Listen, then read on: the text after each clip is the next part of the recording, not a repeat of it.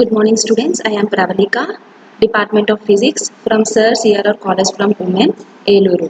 Now I am going to discuss about first BSc Sem 1 Skill Development course paper, and the paper title is Electrical Appliances.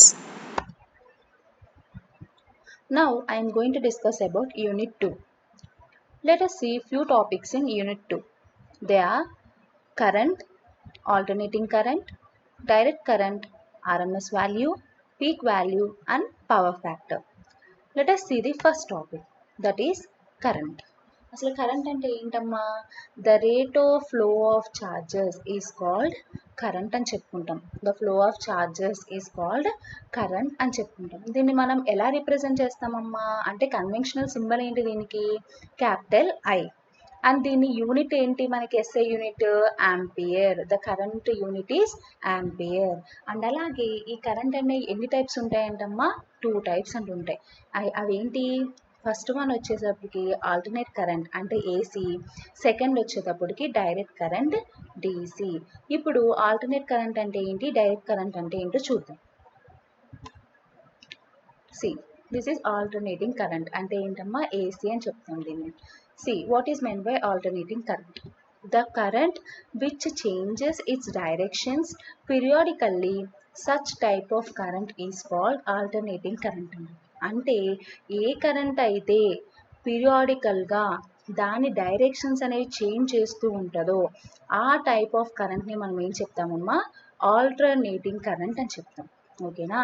A current అయితే పీరియాడికల్గా దాని యొక్క directions అనేవి change చేసుకుంటాయో ఆ type of కరెంట్నే మనం alternating current అని చెప్తాం అన్నమాట. చూడండి next, there magnitude and polarity also change along with the time. ఇక్కడ మనకి 2 వర్డ్స్ కనపడుతున్నాయి, ఒకటి మ్యాగ్నిట్యూడ్, ఒకటి పొలారిటీ. అసలు మ్యాగ్నిట్యూడ్ అంటే ఏంటమ్మా మనకి? అసలు మనం మ్యాగ్నిట్యూడ్ అంటే ఏం చెప్పుకుంటాము? ఒక వాల్యూ ఆర్ ఎల్స్ ఒక డిస్టెన్స్ గురించి చెప్పుకోవాలి అంటే దాని యొక్క మ్యాగ్నిట్యూడ్ ఎంత అని ఏంటో మాట్లాడుకుంటాం. నెక్స్ట్ స్లైడ్లో మనం క్లియర్గా మ్యాగ్నిట్యూడ్ గురించి చూద్దాం. Coming to polarity. పొలారిటీ అంటే ఏంటమ్మా? The direction of flow of current. అంటే ఏంటి అంటే ఇప్పుడు మనం ఆల్టర్నేట్ కరెంట్ అంటే ఏం చెప్పుకున్నాము? దాని యొక్క కరెంట్ అనేది పీరియాడికల్గా చేంజ్ అవుతుంది అని చెప్పుకుంటున్నాం అనమాట, దాని డైరెక్షన్స్.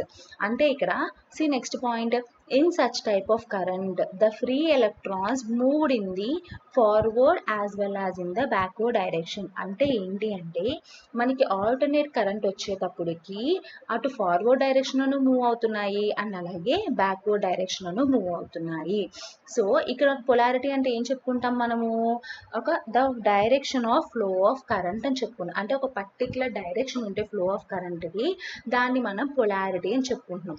కానీ ఇక్కడ చూడండి ఆల్టర్నేట్ కరెంట్ వచ్చేటప్పటికి దాని యొక్క డైరెక్షన్స్ అనేవి సేమ్గా ఉండవు. ఫ్లో ఆఫ్ డైరెక్షన్ అనేది మనం సింపుల్గా చెప్పలేము. ఎందుకు అంటే ఫార్వర్డ్ డైరెక్షన్ ఉంది అండ్ అలాగే బ్యాక్వర్డ్ డైరెక్షన్లో కూడా మూవ్ అవుతుంది కాబట్టి. కాబట్టి మనకి మ్యాగ్నిట్యూడ్ అను అలాగే పొలారిటీ అనేది కూడా టైంతో పాటు చేంజ్ అవుతూ ఉంటుందన్నమాట. ఓకేనా? Let us see one example. So మనకి ఇంకొంచెం క్లియర్ ఐడియా వస్తుంది. ఓకే, చూడండి దీన్ని ఇక్కడ ఒక 2 పాయింట్స్ తీసుకున్నా, పి అండ్ క్యూ.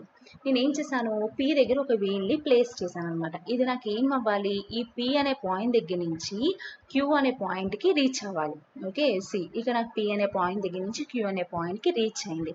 నెక్స్ట్ ఈ క్యూ అనే పాయింట్ దగ్గర స్టేబుల్గా ఉండకుండా ఏం చేసింది? ఇట్ కమ్ బ్యాక్ అంటే దాని యొక్క ఇనీషియల్ పొజిషన్లోకి వచ్చేసింది అనమాట. అంటే పి నుంచి క్యూకి వచ్చింది అండ్ అలాగే క్యూ నుంచి పీకి కూడా దాని ఇనిషియల్ స్టేట్కి కూడా వెళ్ళిపోయింది. ఇక్కడ కొంత వర్క్ అనేది జరిగింది కదమ్మా. అంటే ఈ వర్క్ అనేది దేని ద్వారా జరిగింది? Due to kinetic energy. ఓకేనా? అంటే ఇక్కడ నుంచి ఒక వీల్ అనేది ఒక పాయింట్ దగ్గర నుంచి ఇంకో పాయింట్లోకి వచ్చినా కూడా ఇది మళ్ళీ రిటర్న్ బ్యాక్ అయిపోయింది. అంటే ఇది ఒక 2 డైరెక్షన్లో కూడా మూవ్ అయింది.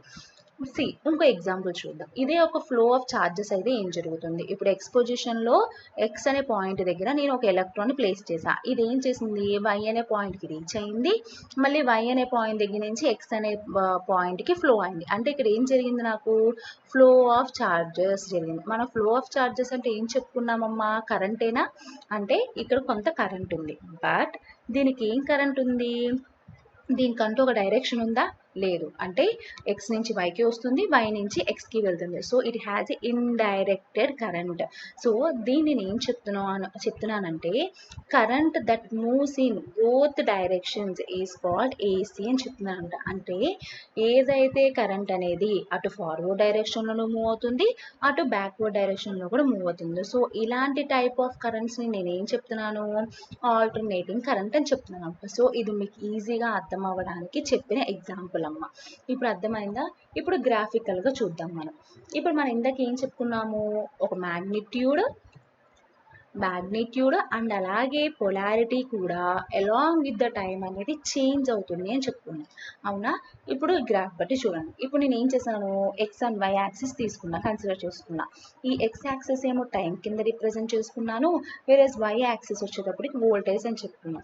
We already know that first యూనిట్లో మనం చెప్పుకున్నాము V is directly proportional to I. అంటే వోల్టేజ్ అనేది మనకి డైరెక్ట్గా కరెంట్కి ప్రపోర్షనల్ అని చెప్పుకున్నాం అనమాట. సో ఇప్పుడు మనం ఏం చెప్పుకున్నాము, మ్యాగ్నిట్యూడ్ అనేది along with the time change అవుతుంది అని చెప్పుకున్నాం.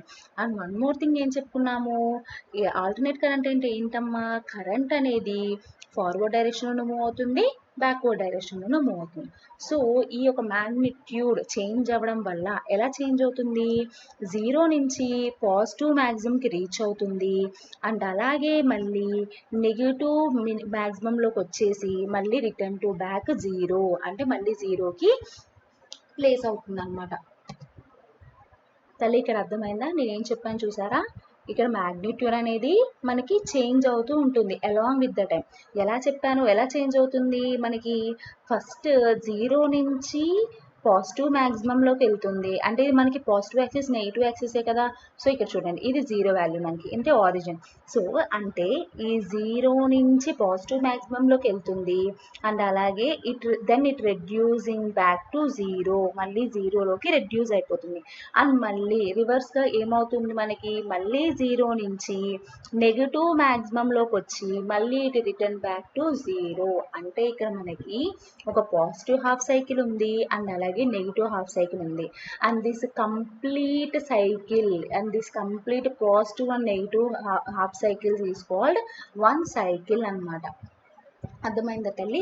సో ఈ రకంగా మనకి మ్యాగ్నిట్యూడ్ అనేది అండ్ అలాగే పొలారిటీ అనేది చేంజ్ అవుతూ ఉంటుంది. సింపుల్గా మనం ఏం చెప్తాము అంటే ఏసీకి ఎలాంటి పొలారిటీ ఉండదు.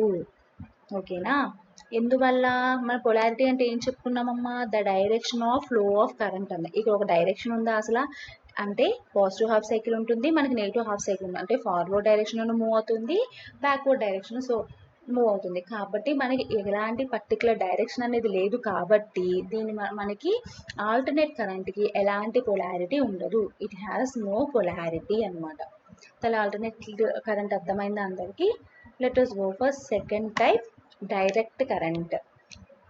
దీని మొత్తం ఆల్టర్నేట్ కరెంట్ మనం అర్థమైతే డైరెక్ట్ కరెంట్ అనేది చాలా ఈజీగా అర్థమవుతుందమ్మా. చూడండి, డైరెక్ట్ కరెంట్ అంటే ఏం చెప్పుకుంటున్నాము, it is an electric current that is unidirectional. So the flow of charge is always in the same direction. అంటే ఏంటి అంటే డైరెక్ట్ కరెంట్ అనేది ఎప్పుడూ కూడా యూని డైరెక్షన్లోనే మూవ్ అవుతుంది. సో యూని డైరెక్షన్ వల్ల మూవ్ అవడం వల్ల మనకి ఫ్లో ఆఫ్ ఛార్జ్ అనేది ఎప్పుడూ కూడా సేమ్ డైరెక్షన్లోనే ఉంటుంది.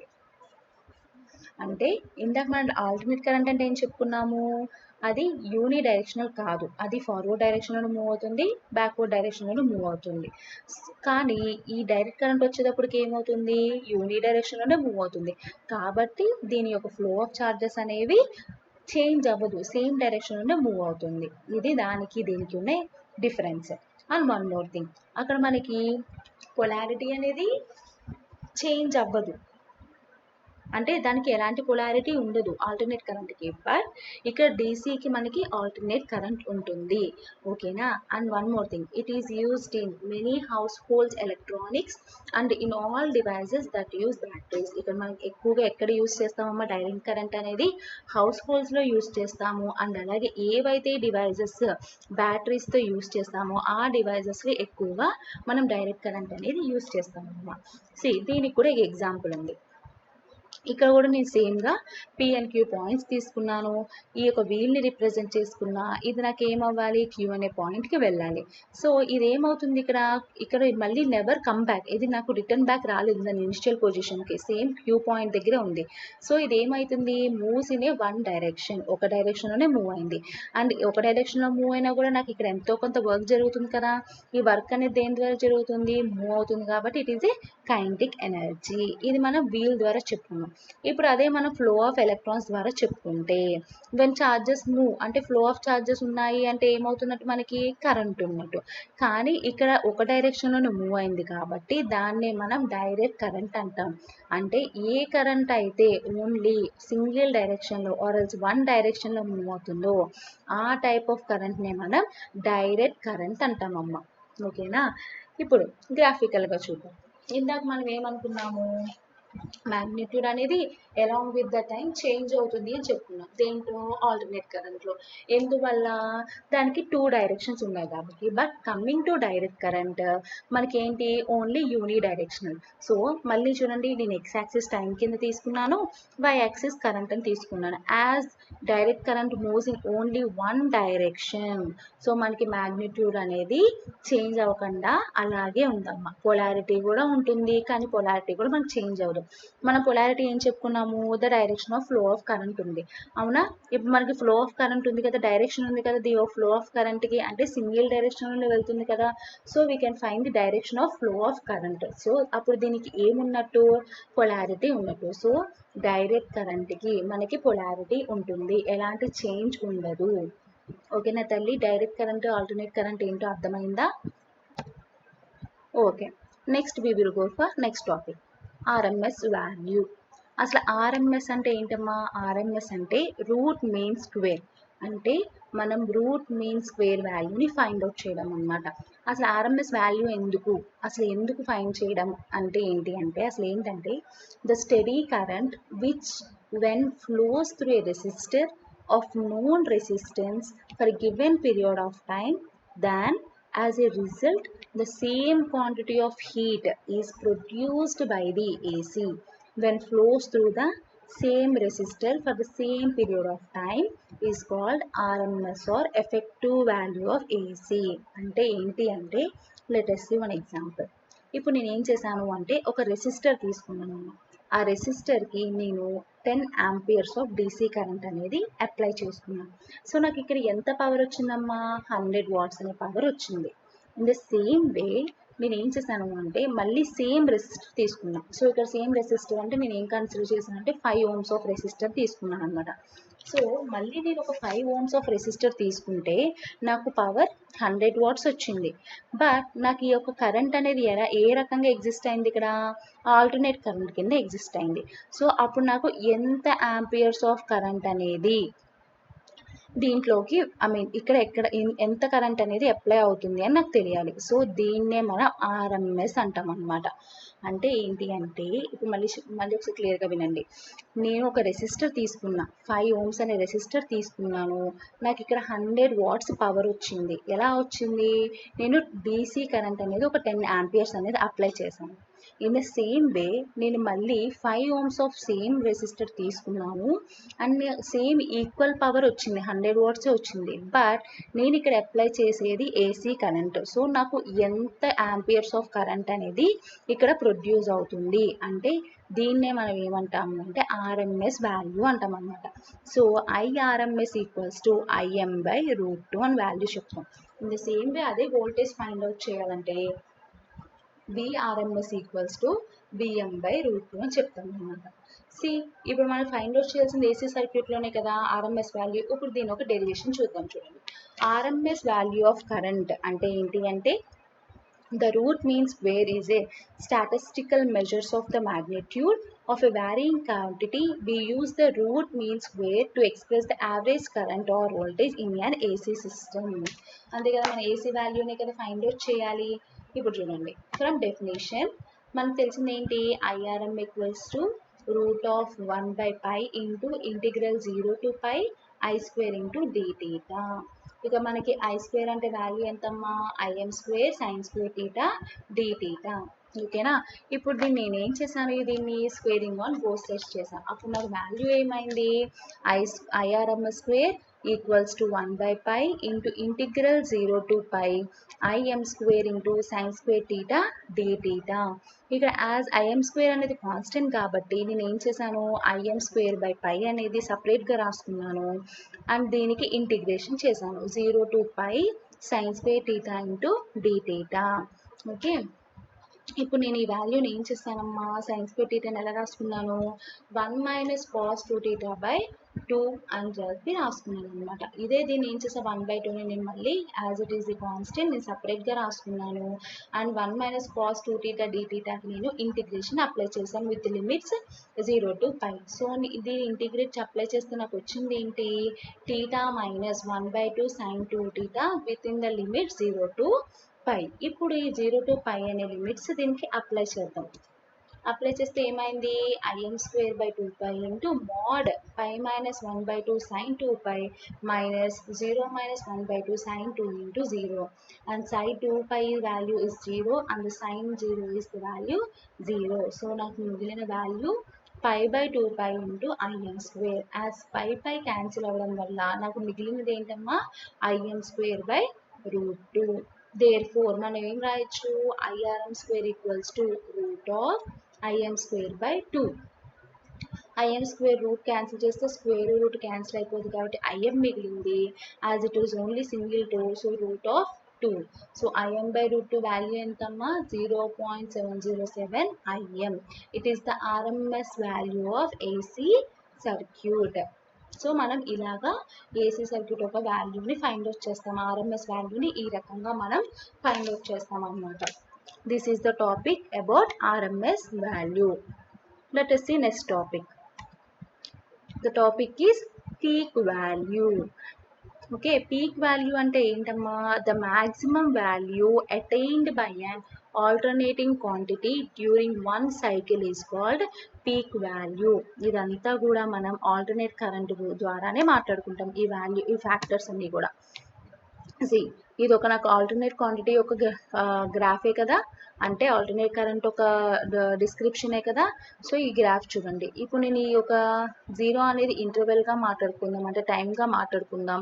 ఇది వచ్చేటప్పటికి మనకి వోల్టేజ్ కింద మాట్లాడుకుందాం. సో ఇది ఎంత ఇంటర్వెల్ ఆఫ్ టైమ్స్తో ఉంది, 0, π/2, π, 3π/2 అండ్ 2π. ఓకేనా. ఇప్పుడు దీంట్లో మనం ఏం చెప్తున్నామంటే పీక్ వాల్యూ అంటే అసలు పీక్ వాల్యూ అంటే ఏంటి అంటే, the maximum value attained by an alternating quantity during one cycle. అంటే ఒక సైకిల్ జరిగేటప్పటికల్లా ఏదైతే మ్యాక్సిమం వాల్యూ అంటే ఆల్టర్నేటింగ్ క్వాంటిటీ అనేది మ్యాక్సిమం వాల్యూ ఎక్కడైతే అటైన్ చేస్తుందో దాన్నే మనం పీక్ వాల్యూ అంటాం అన్నమాట. అర్థమైందా తల్లి. ఇప్పుడు మనం ఒక వన్ కంప్లీట్ సైకిల్ మనం తీసుకుంటే, ఓకే, ఎక్కడైతే మ్యాక్సిమం వాల్యూ అనేది అంటే ఆల్టర్నేటింగ్ క్వాంటిటీ అనేది ఎక్కడైతే మ్యాక్సిమంగా అటైన్ చేస్తుందో దాన్నే మనం పీక్ వాల్యూ అంటాం, ఆర్ ఎల్స్ యాంప్లిట్యూడ్ అంటాం, ఆర్ క్రిస్ట్ వాల్యూ అంటాం అన్నమాట.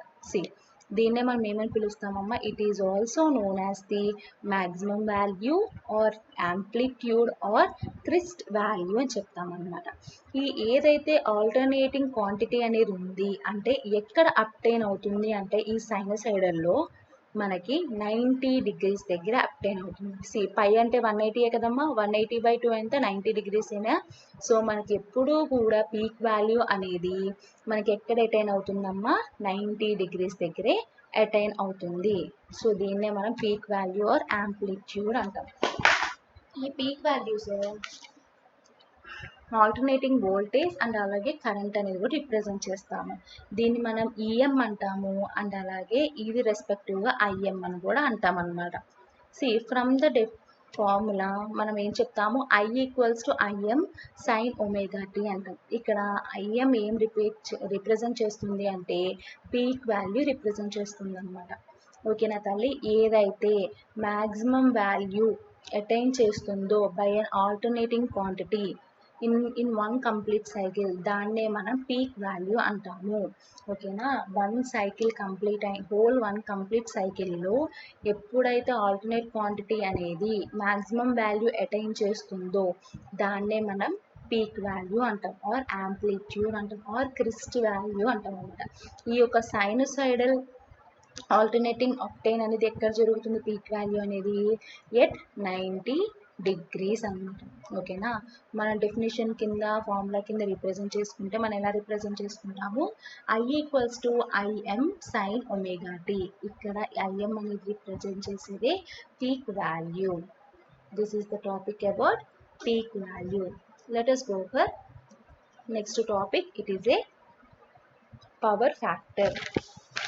See, the power factor of an AC electrical power system is defined as the ratio of the real power absorbed by the load to the apparent power flowing in the circuit. అంటే ఏంటి అంటే అసలు power factor అంటే ఏంటి అంటే we will say the ratio between the real power and the apparent power.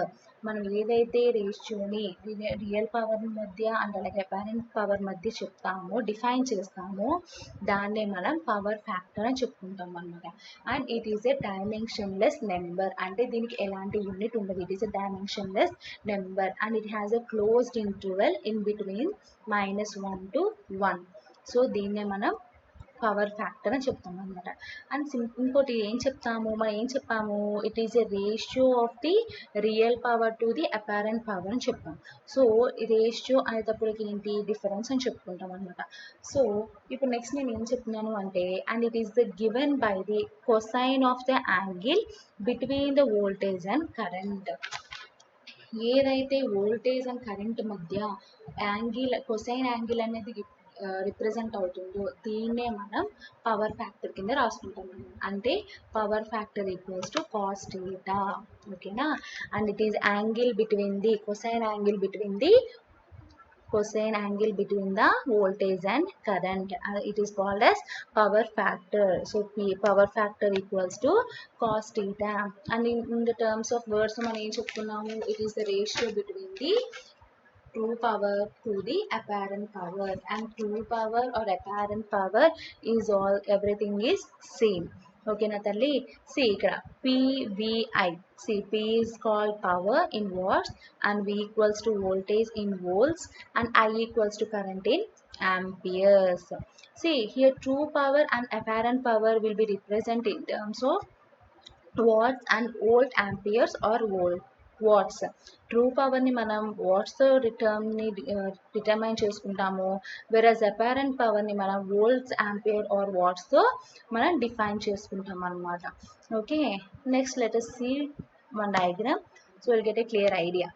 See, ఇప్పుడు మనం ఏం చెప్పుకున్నాము, the ratio between actual power or apparent power is called power factor or else it is the cosine angle between the voltage and current.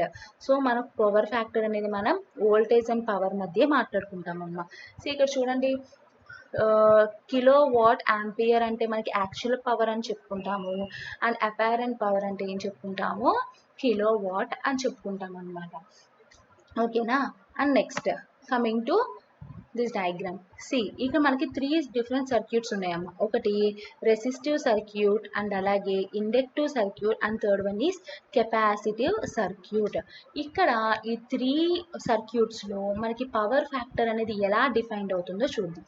Let us see in resistive circuit. ఇక్కడ resistive circuit అనేటప్పటికి ఏం చెప్పుకున్నాం మనము, అసలు power factor అంటే ఏం చెప్పుకున్నాము, it is given the cosine angle between the voltage and current అని చెప్పుకున్నాం. అవునా, వోల్టేజ్ అండ్ కరెంట్ మధ్య కొసైన్ యాంగిల్ ఎంత అనేది మనకి పవర్ ఫ్యాక్టర్.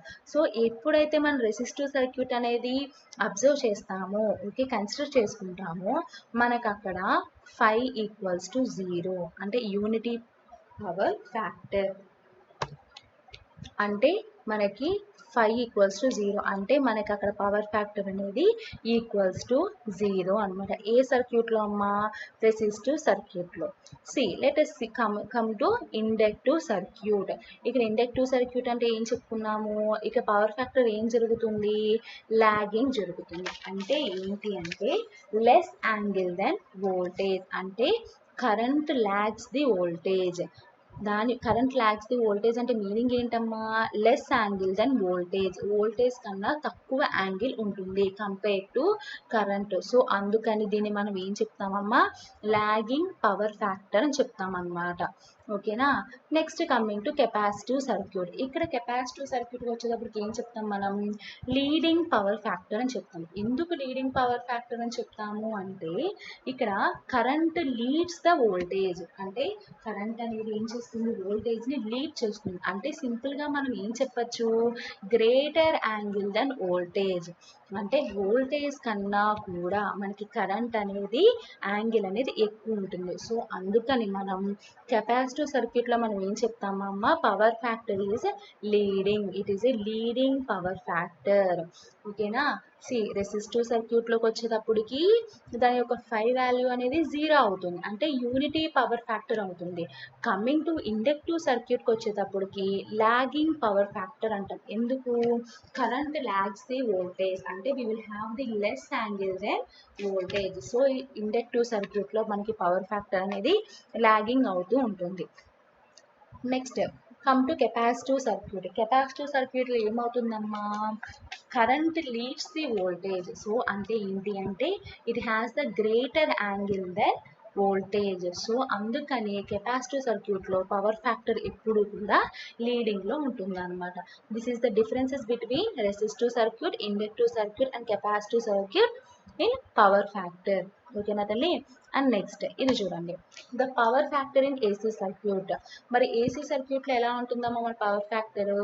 ఇక్కడ కూడా మన రేషియోస్లోనే మాట్లాడతాం. It is given by the ratio of resistance and impedance. అంటే ఏదైతే మనం రెసిస్టెన్స్ మధ్య ఇంపిడెన్స్ మధ్య రేషియో తీసుకుంటామో ఏసీ సర్క్యూట్లో దాని యొక్క పవర్ ఫ్యాక్టర్ అది. So power factor equals to cos theta that equals to R by Z. ఇక్కడ వేరే ఆర్ అంటే ఏంటమ్మా? Resistance, Z equals to impedance. అసలు పవర్ ఫ్యాక్టర్ ఎందుకు యూస్ చేస్తాం తల్లి? మనము వాటి మధ్య ఉండే వోల్టేజ్ అండ్ కరెంట్ మధ్య ఉన్న యాంగిల్ని ఫైండ్ అవుట్ చేయడానికి మనం పవర్ ఫ్యాక్టర్ అనేది యూస్ చేసుకుంటాం అన్నమాట. So I think I'm clear to every one. మనం ఇవాళ ఏమేమి topics చెప్పుకున్నామమ్మా? what is meant by current and the different types of currents, how the peak value and RMS value and what is meant by power factor అనేది మనం తెలుసుకున్నాము. Okay, these all are important topics, so refer the video. Thank you students.